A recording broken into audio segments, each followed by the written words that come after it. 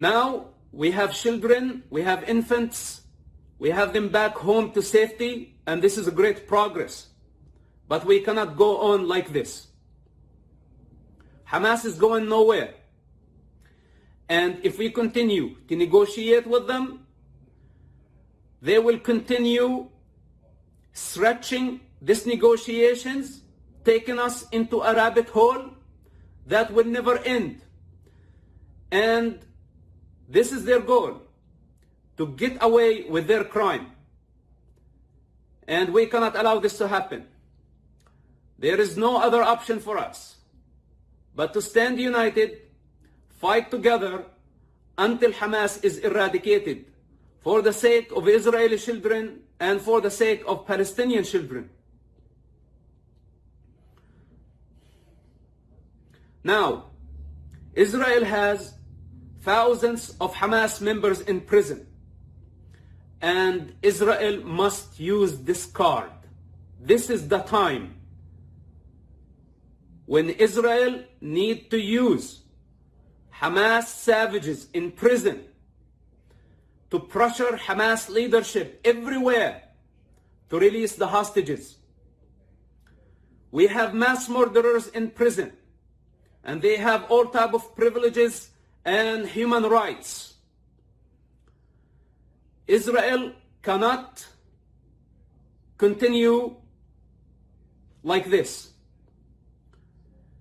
Prisoners like Ibrahim Hamid, Abdullah al-Barghouthi must be sentenced to death. And Hamas must have a time frame, a month or 2 or 6 months, to return the hostages.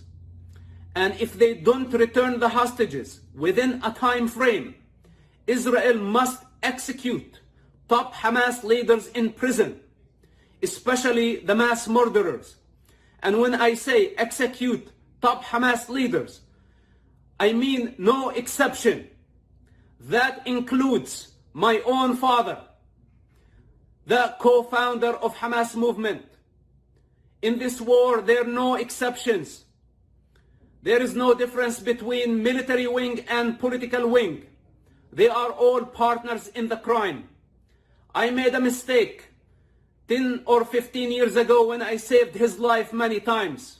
I was going against evolution. He was supposed to die for his actions. I saved his life, and here we go. Things did not change. Things got worse. Hence, I give the Israeli government the permission to execute all Hamas top leaders in prison before we go after them in Gaza and before we go after them in Qatar. And again, I make myself very clear. No exception for anyone. All those who conspired, planned, validated, justified Hamas genocide must be punished. And if this is what Hamas want,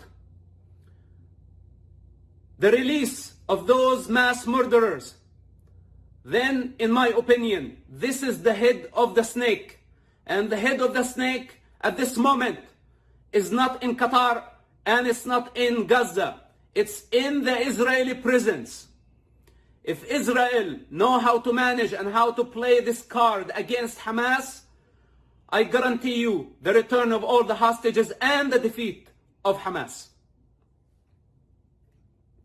Then we have Qatar and we have Hamas based in Qatar.